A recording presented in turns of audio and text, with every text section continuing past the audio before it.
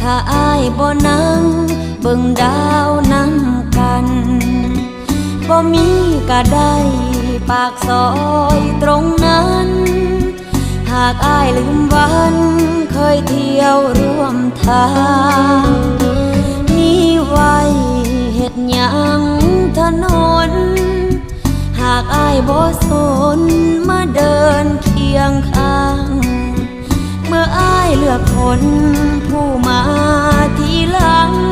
โลกนี้